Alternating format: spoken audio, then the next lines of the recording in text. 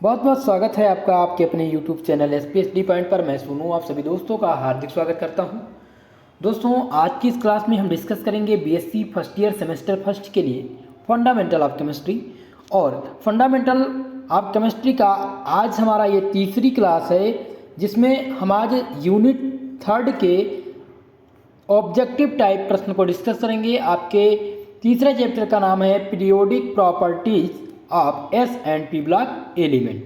आज हम एस और पी ब्लॉक एलिमेंट के ऑब्जेक्टिव टाइप प्रश्न को डिस्कस करेंगे, यानी कि एमसीक्यू टाइप क्वेश्चन का डिस्कशन करेंगे, जो बहुत ही महत्वपूर्ण है। ये चैप्टर इनऑर्गेनिक केमिस्ट्री का सबसे महत्वपूर्ण चैप्टर है। तो आप सभी लोग जल्दी से वीडियो को लाइक कर दीजिए। चैनल पर अगर नए आए हैं तो प्लीज़ चैनल को सब्सक्राइब करिएगा, बेल आइकन को जरूर प्रेस करिए ताकि क्लास का नोटिफिकेशन आप तक प्राप्त होता रहे। चलिए दोस्त, क्लास को स्टार्ट करते हैं। जैसा कि ये क्लास जो है नई एजुकेशन पॉलिसी के तहत जो नया शिक्षा नीति लागू हुआ है उसी के तहत सेमेस्टर फर्स्ट के लिए चलाई जा रही है। तो हम प्रिपेयर हो रहे हैं सेमेस्टर फर्स्ट के लिए। चलिए क्वेश्चन को सॉल्व करते हैं। पहला प्रश्न आप देख रहे हैं, पूछा क्या गया है, which of the following has the highest radiation potential. निम्नलिखित में से किसमें उच्चतम आयनीकरण क्षमता है। आपको बताना है आयनीकरण क्षमता। चलिए आंसर करेंगे सभी लोग। इस प्रश्न का जवाब आप सभी लोग देंगे। अगर आपको पता है इसका आंसर तो प्लीज़ आंसर करेंगे, और नहीं पता है तो मैं इसका आंसर आप लोग को बताऊंगा। चलिए फिलहाल हम बात कर लेते हैं कि ये आयनीकरण क्षमता क्या होता है।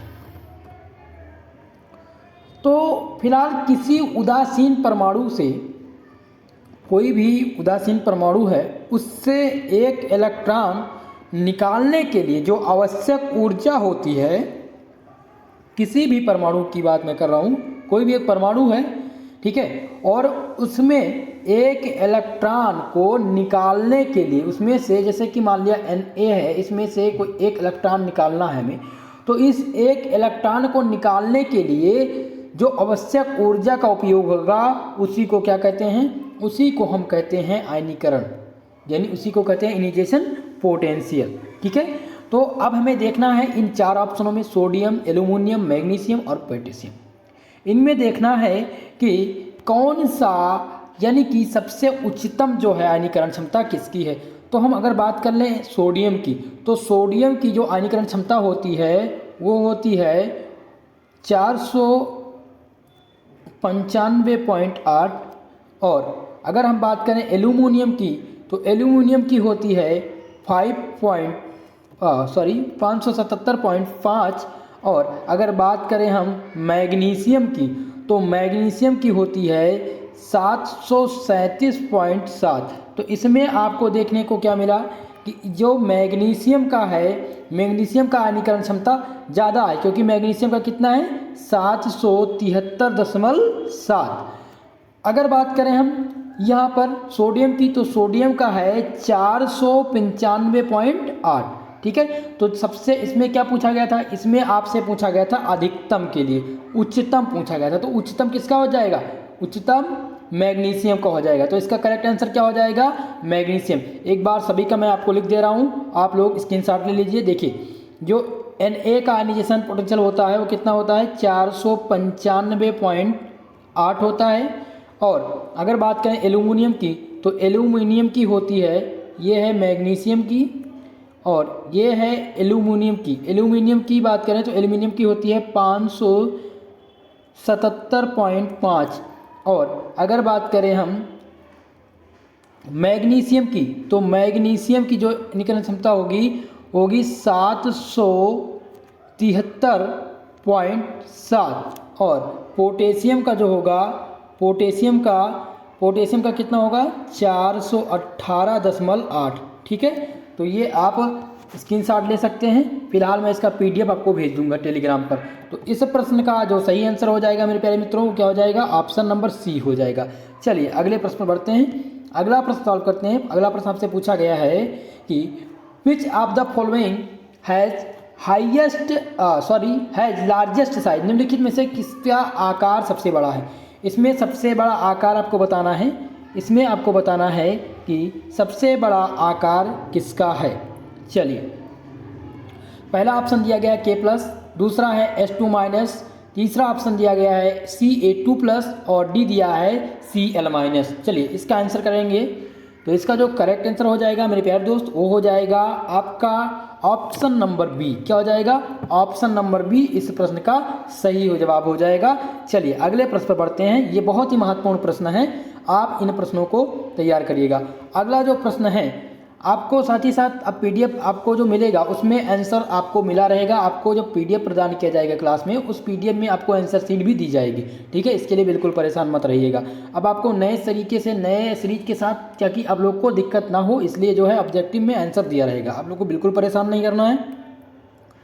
आप क्लास करेंगे और क्लास के बाद क्या करेंगे, पीडीएफ का रिवीजन कर लेंगे। वो क्वेश्चन तो आपके दिमाग में आ जाएगा, आप लोग प्रिपेयर हो जाएंगे, फिर आपको दिक्कत नहीं होगी। एक बार क्लास का रिवीजन करेंगे, क्लास आपका नोट्स भी प्रिपेयर हो जाएगा और जितने भी इंपॉर्टेंट क्वेश्चन हैं वो भी आपके तैयार हो जाएंगे। ठीक है, चलिए 3 नंबर प्रश्न से देखते हैं। पूछा गया है Pauli electronegativity scale is based on experimental value of, यानी कि पाउली के इलेक्ट्रोनेगेटिविटी स्केल के प्रयोगात्मक मूल्य किस पर आधारित हैं।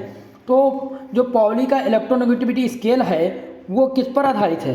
वो बेसिकली आधारित है आपके बॉन्ड एनर्जी पर। किस पर? बॉन्ड एनर्जी पर आधारित है। यानी जो इसका सही आंसर हो जाएगा, इसका सही आंसर क्या हो जाएगा? इसका सही आंसर हो जाएगा ऑप्शन नंबर सी। ठीक है, चलिए अगले प्रश्न पर देखते हैं। अगला प्रश्न क्या है? पूछा गया है which of the following has maximum electronegativity. इसमें मैक्सिमम इलेक्ट्रोनेगेटिविटी पूछी गई है कि इनमें से बताइए निम्न में से किसमें अधिकतम विद्युत ऋणात्मकता है। इलेक्ट्रॉन यानी कि मैक्सिमम इलेक्ट्रोनेगेटिविटी किसकी है? तो कार्बन, ऑक्सीजन, नाइट्रोजन और बोरान। अब इसमें आपको बताना है, तो इसके लिए आप क्या करोगे? इसके लिए आपको करना क्या है कि सबको, या तो आपको सबकी इलेक्ट्रोनेगेटिविटी पता हो, तो चलिए सबकी इलेक्ट्रोनेगेटिविटी बता देते हैं। तो क्लोरीन का कार्बन का जो इलेक्ट्रोनेगेटिविटी है वो हो जाएगी 2.55।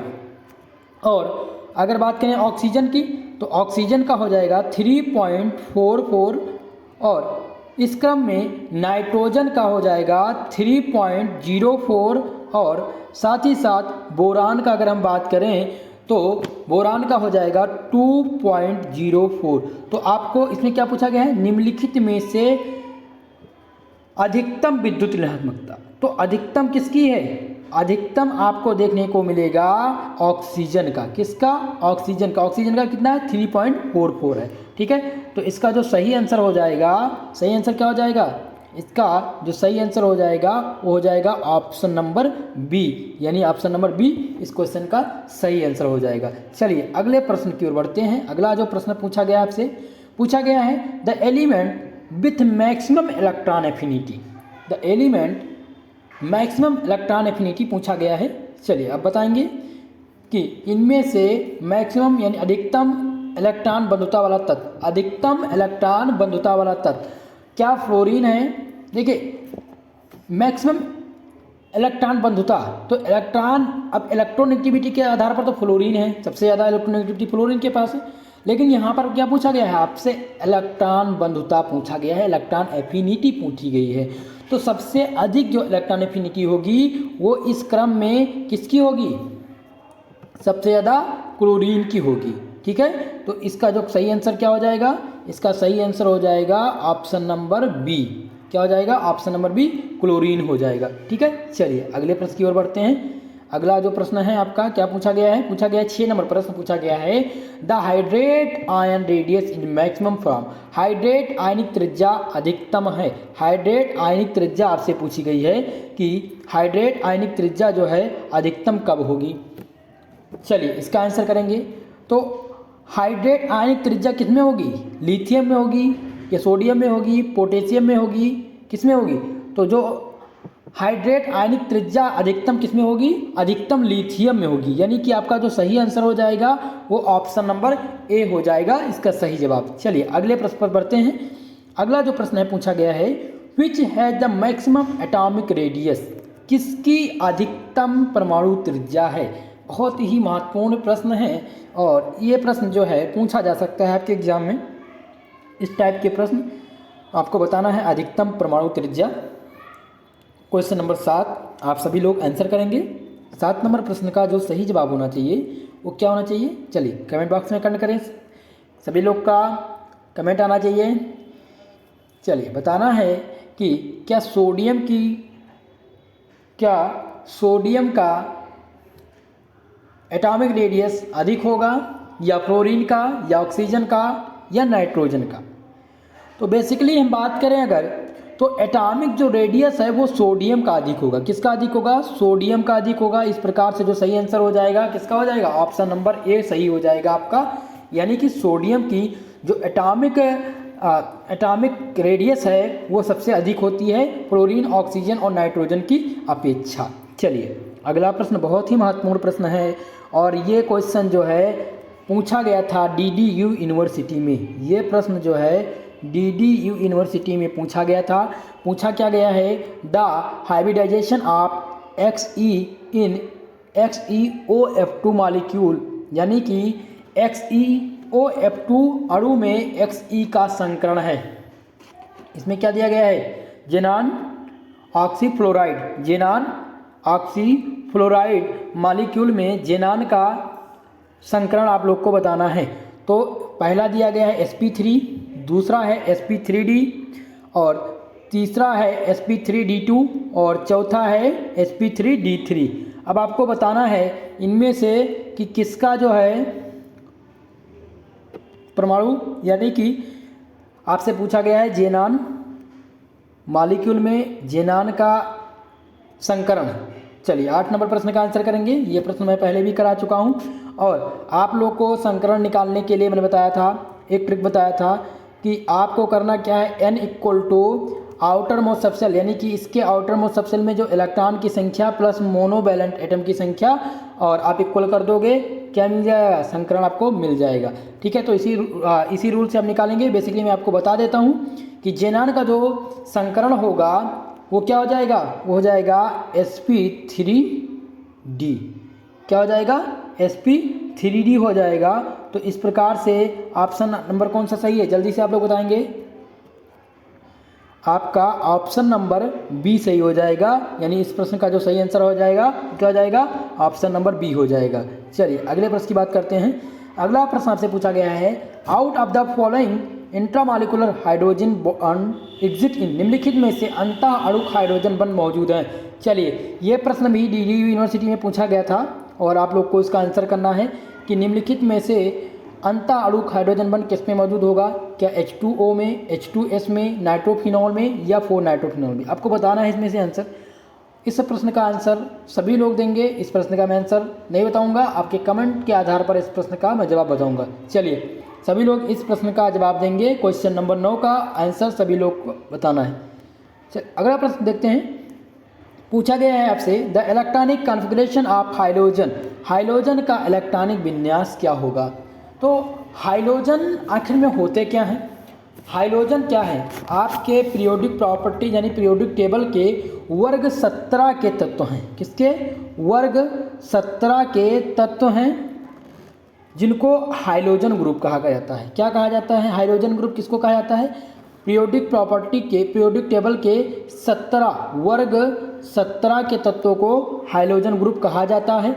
और हाइड्रोजन ग्रुप होते कौन कौन से हैं? चलिए हाइड्रोजन ग्रुप आप लोग को बता देते हैं कि हाइड्रोजन ग्रुप के तत्व जो हैं वो कौन कौन से होते हैं। होते हैं फ्लोरीन, क्लोरीन, ब्रोमीन, आयोडीन। ये सब क्या हैं? ये सब आपके हाइड्रोजन ग्रुप के तत्व हैं। ठीक है, अगर बात करें फ्लोरीन का एटॉमिक नंबर कितना होगा? 9 होगा। क्लोरीन का कितना होगा? क्लोरीन का आपके 17 होगा। और ब्रोमीन का अगर बात किया जाए तो ब्रोमीन का कितना होगा? 35 होगा। ठीक है, अब हम हाइड्रोजन ग्रुप की बात कर रहे हैं, तो हाइड्रोजन ग्रुप किस मतलब हाइड्रोजन ग्रुप किसको कहा जाता है? तो वर्ग 17 के तत्वों को, पीरियोडिक टेबल के वर्ग 17 के तत्वों को क्या कहा जाता है? हाइड्रोजन ग्रुप कहा जाता है। क्लोरीन, ब्रोमीन, आयोडीन, ये क्या हैं? ये हाइड्रोजन ग्रुप के तत्व हैं। इनका जो इलेक्ट्रॉनिक विन्यास होगा वो क्या होगा? इलेक्ट्रॉनिक विन्यास की बात किया जाए तो इनका इलेक्ट्रॉनिक विन्यास होगा NS2Np5। ठीक है, इनका जो इलेक्ट्रॉनिक विन्यास होगा वो NS2Np5 होगा। जैसे कि अब आप निकाल सकते हैं हाइड्रोजन को छोड़ करके, सॉरी इसमें हाइड्रोजन नहीं है, आप फ्लोरीन, क्लोरीन, ब्रोमीन और आयोडीन। ठीक है, हम एक एक करके निकालते हैं। चलिए पहले हम फ्लोरीन का निकाल के देखते हैं। क्या जो इसका इलेक्ट्रॉनिक विन्यास बताया गया है कि NH2 और NP5 होगा, ठीक है। तो निकालते हैं। फ्लोरीन का एटॉमिक नंबर कितना होता है? 9 होता है। कितना होता है? 9 होता है। चलिए अब करेंगे 1s2 2s2 2p, कितना हो जाएगा यहाँ पर? 5, ठीक है। तो इसके जो एटॉमिक नंबर यानी कि आउटर मोस्ट सबसेट में कितने इलेक्ट्रॉन आ रहे हैं? इसका इलेक्ट्रॉनिक कॉन्फ़िगरेशन कितना आ रहा है? NS2 और कितना आ रहा है? NP5, ठीक है। इसी प्रकार से आप सबका निकालेंगे तब भी यही आएगा। तो जो आपका सही आंसर हो जाएगा, सही आंसर हो जाएगा मेरे प्यारे दोस्तों, हो जाएगा ऑप्शन नंबर सी आपका सही हो जाएगा। 10 नंबर का जो सही जवाब हो जाएगा वो ऑप्शन नंबर सी हो जाएगा, ठीक है। चलिए अगले प्रश्न बढ़ते हैं। अगला प्रश्न जो है बहुत महत्वपूर्ण है। पूछा गया है an element of atomic number 29 belong to, यानी कि परमाणु क्रमांक 29 का एक तत्व किससे संबंधित है? परमाणु क्रमांक 29 का तत्व किससे संबंधित है? चलिए आंसर करेंगे आप सभी लोग। 29 का तत्व किससे संबंधित है? क्या ये एस ब्लॉक से बिलोंग करता है, या फिर पी ब्लॉक से, डी ब्लॉक से, या एफ ब्लॉक से? चलिए 29 एटॉमिक नंबर 29 किसका है? जल्दी बताइए कौन से तत्व का, कौन से एलिमेंट का एटॉमिक नंबर 29 है? जल्दी से आप सभी लोग बताएंगे। कापर। क्या हो जाएगा? कापर, ठीक है। तो कापर का इलेक्ट्रॉनिक एटॉमिक नंबर कितना है? 29 है। तो कापर किस ब्लॉक से है, किस ब्लॉक से बिलोंग करता है? चलिए सभी लोग आंसर करेंगे। किस ब्लॉक से बिलोंग करता है? आंसर करेंगे सभी लोग का आंसर आना चाहिए। 11 नंबर प्रश्न का आंसर क्या हो जाएगा? ये हो जाएगा डी ब्लॉक से। किस ब्लॉक से? ये डी ब्लॉक से बिलोंग करता है। इसका जो सही आंसर हो जाएगा ऑप्शन नंबर सी हो जाएगा, ठीक है। कापर जो है डी ब्लॉक का एलिमेंट है। चलिए अगले प्रश्न की ओर बढ़ते हैं। 12 नंबर प्रश्न पूछा गया है Mendeleev periodic law is based on. Mendeleev का आवर्त नियम किस पर आधारित है? मेडलीफ का आवर्त लॉ किस पर आधारित है? क्या वो एटॉमिक बेस पर आधारित है, एटॉमिक नंबर पर, या नंबर ऑफ न्यूटन्स पर, या नन ऑफ एबव? आपको बताना है कि इसका जो आंसर हो जाएगा क्या हो जाएगा। चलिए 12 नंबर प्रश्न का आंसर सभी लोग करेंगे।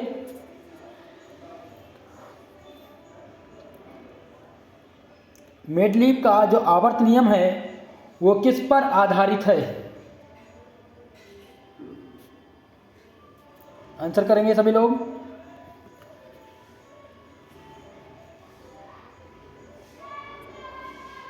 इसका जो सही जवाब हो जाएगा वो हो जाएगा ऑप्शन नंबर ए, यानी कि मेडलीफ का जो पीरियोडिक लॉ है वो बेसिकली एटॉमिक वेट पर आधारित है। किस पर है? एटॉमिक वेट पर, परमाणु भार पर। किस पर? परमाणु भार पर आधारित है।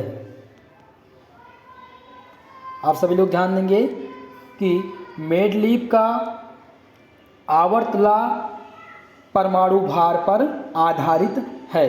चलिए इसका आंसर हो जाएगा ऑप्शन नंबर ए। अगले प्रश्न की ओर बढ़ेंगे। दोस्तों वीडियो अगर पसंद आ रहा है तो प्लीज़ वीडियो को लाइक करिए। चैनल पर अगर नए हैं तो चैनल को सब्सक्राइब जरूर करिएगा मेरे प्यारे दोस्तों। 13 नंबर प्रश्न देखेंगे। पूछा गया है आपसे, बहुत ही महत्वपूर्ण प्रश्न पूछा गया है। क्या पूछा गया है आपसे? पूछा गया है आपसे कि बहुत ही महत्वपूर्ण प्रश्न है, ध्यान देंगे सभी लोग। आपसे पूछा गया है the hybridization of N in HCN and CH3NH2, यानी कि HCN और CH3NH2 में N का संकरण आपको बताना है। हाइड्रोजन साइनाइड और मेथिल एमीन में नाइट्रोजन का संकरण क्या होगा? चलिए बहुत ही महत्वपूर्ण प्रश्न है, नाइट्रोजन का संकरण आपको बताना है। तो जल्दी से आप लोग निकालिए HCN में N का संकरण क्या होगा? सभी लोग आंसर करेंगे इस प्रश्न का। 13 नंबर प्रश्न का आंसर करेंगे। तो अगर हम बात करें HCN की, तो HCN में जो N का संकरण होगा वो क्या होगा? Sp होगा। और अगर हम बात करें मेथिल एमीन की, यानी CH3NH2 में, तो N का जो संकरण हो जाएगा यहाँ पर हो जाएगा sp3। ठीक है, तो यानी कि जो संकरण आया वो क्या आया, sp और sp3।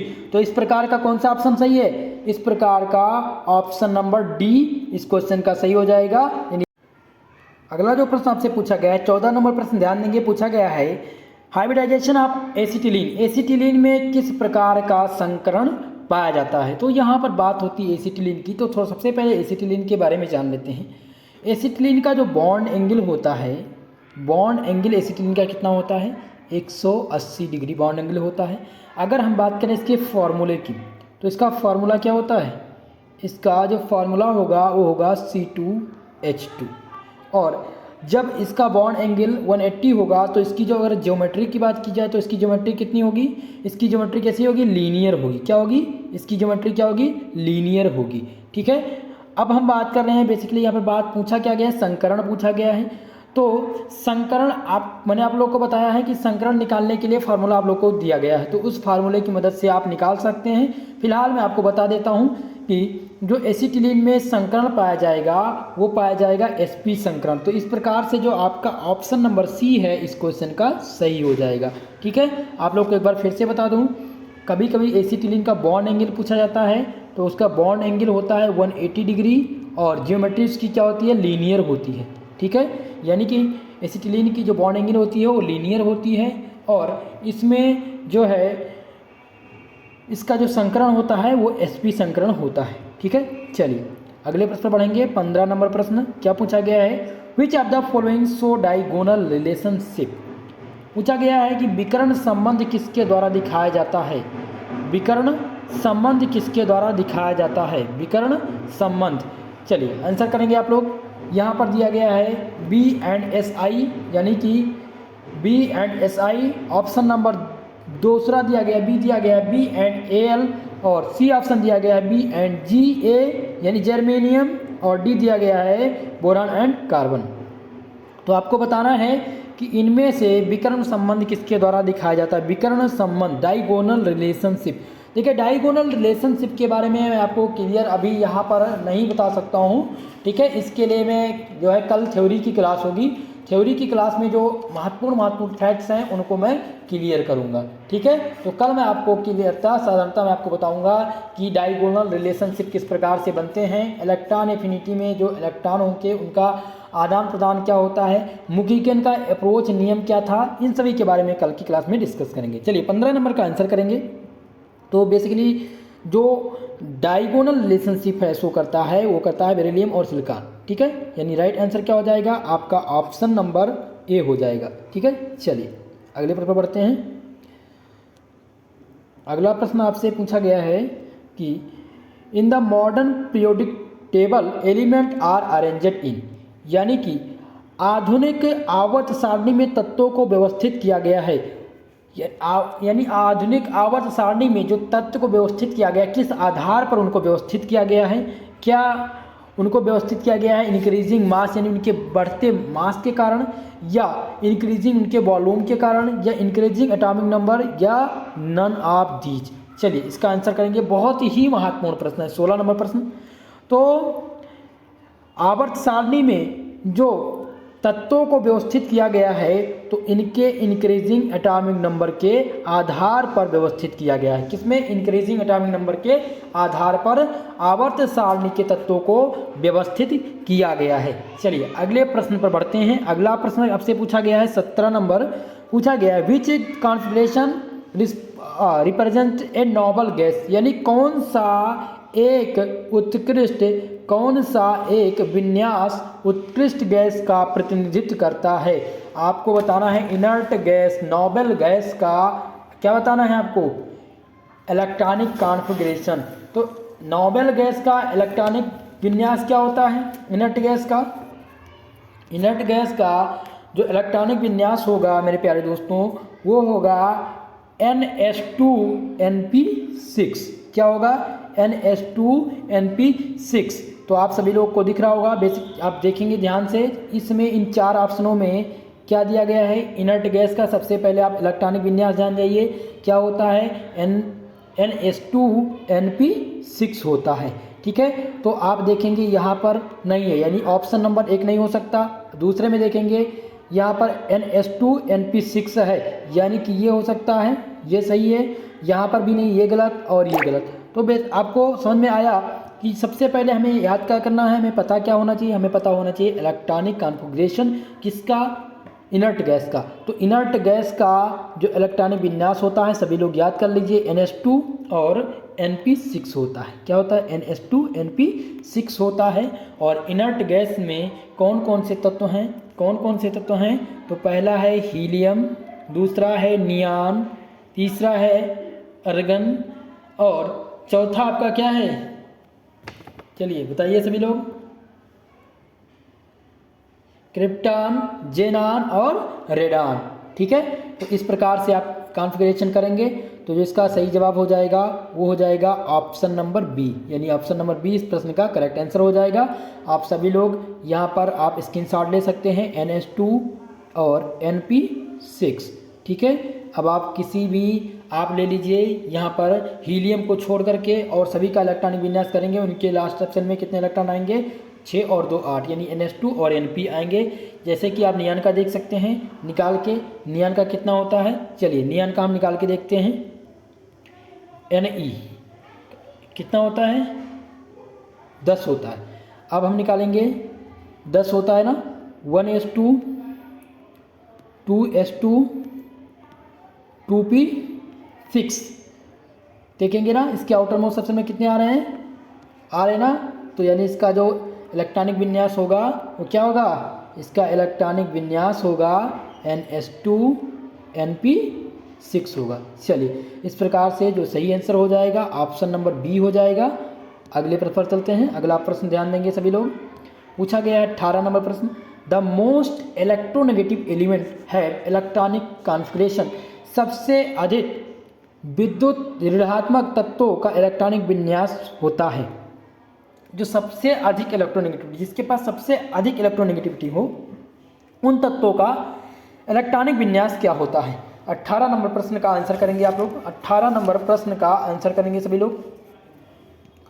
तो जो इनका इलेक्ट्रॉनिक विन्यास होता है वो क्या होता है, इन तत्वों का जिनके पास अधिक इलेक्ट्रोनेगेटिविटी है उन तत्वों का इलेक्ट्रॉनिक विन्यास होता है NH2 और NP5 होता है। ठीक है, इतनी बात समझ में आ गई। तो इस प्रश्न का जो सही आंसर हो जाएगा वो ऑप्शन नंबर सी हो जाएगा। ठीक है, इस प्रकार से ऑप्शन नंबर सी सही है। तो आप ध्यान रखेंगे इलेक्ट्रॉनिक विन्यास जिनका इलेक्ट्रॉनिक विन्यास NH2 NP5 है वो अधिक इलेक्ट्रोनेगेटिविटी तत्व होते हैं। ठीक है, अगला प्रश्न ध्यान देंगे, पूछा गया 19 नंबर, एलिमेंट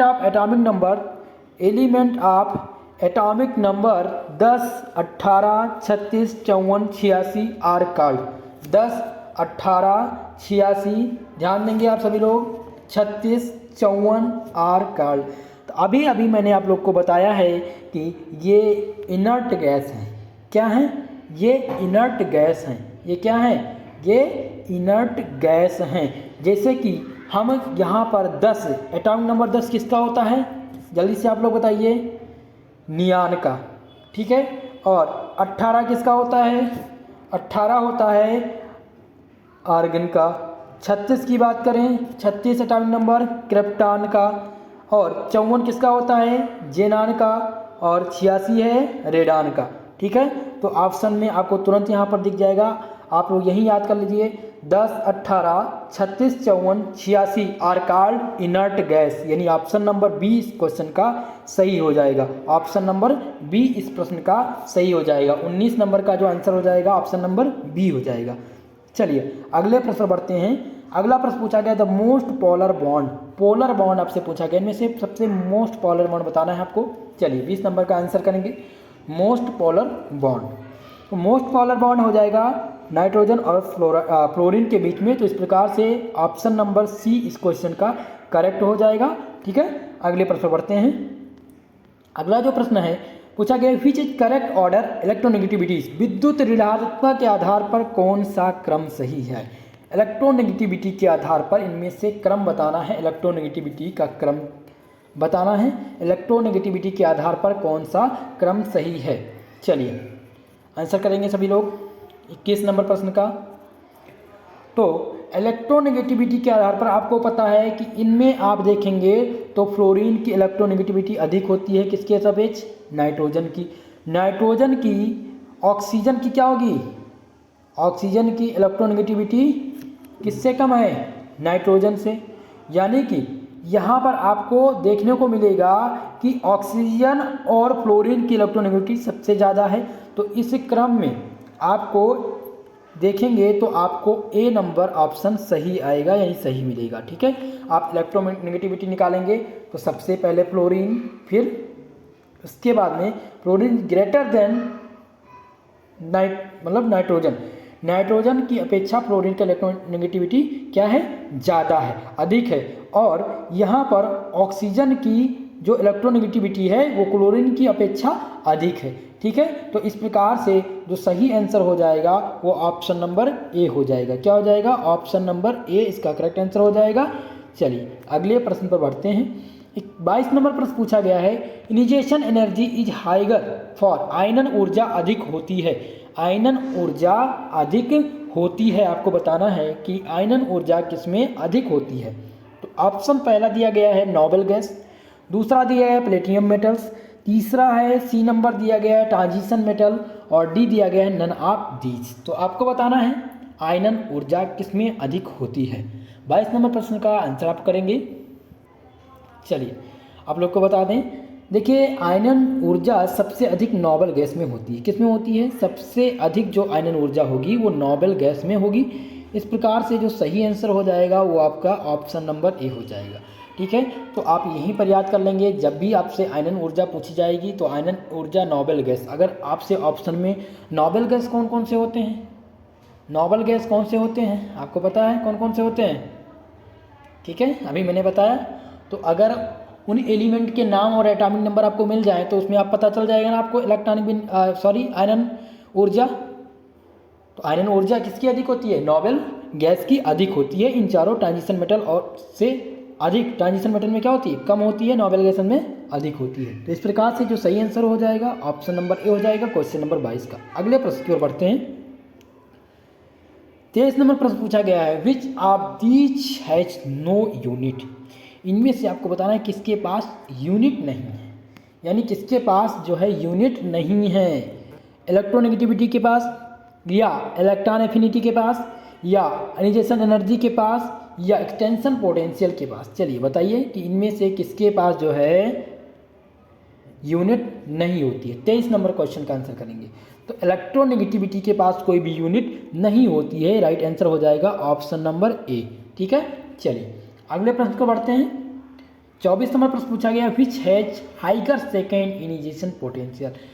इनमें से द्वितीय आयनीकरण क्षमता किसमें अधिक है। द्वितीय आयनीकरण क्षमता आपको बताना है किसमें अधिक होगी। तो द्वितीय आयनीकरण जो क्षमता होगी वो ऑक्सीजन में अधिक होगी। किसमें होगी, ऑक्सीजन में अधिक होगी। यानी इस प्रकार से ऑक्सीजन, यानी ऑप्शन नंबर सी इस क्वेश्चन का सही आंसर हो जाएगा। 24 नंबर का सही आंसर क्या हो जाएगा, ऑप्शन नंबर सी हो जाएगा। ठीक है, कभी कभी सेकेंड इनिशिएशन पोटेंशियल पूछ लिया जाता है, सभी लोग याद कर लेंगे यहीं पर कि सबसे अधिक अगर नाइट्रोजन, क्लोरीन और नाइट्रोजन, कार्बन, फ्लोरीन और ऑक्सीजन पूछी जाए तो उसमें सबसे अधिक जो द्वितीय इनिशिएशन पोटेंशियल होगी वो किसकी होगी, वो होगी ऑक्सीजन की। ठीक है, अगले प्रश्न पर बढ़ते हैं। अगला जो प्रश्न है 25 नंबर पूछा गया है, the electron affinity of. Electron affinity पूछा गया है। इलेक्ट्रॉन एफिनिटी पहला दिया गया, carbon is greater than oxygen, या sulphur is less than oxygen, iodine is greater than bromine, या bromine is less than chlorine. आपको बताना है इलेक्ट्रॉन एफिनिटी। इलेक्ट्रॉन एफिनिटी इन सबका बताना है कि किसमें होगी। चलिए 25 नंबर क्वेश्चन का, तो इसका जो सही आंसर हो जाएगा वो हो जाएगा option number D, bromine is less than chlorine. यानी कि the electron affinity of bromine is less than chlorine, right answer हो जाएगा ऑप्शन नंबर डी। दोस्तों पीरियोडिक प्रॉपर्टीज यानी S and P block element से, S and P block element के आज हमने डिस्कस किए।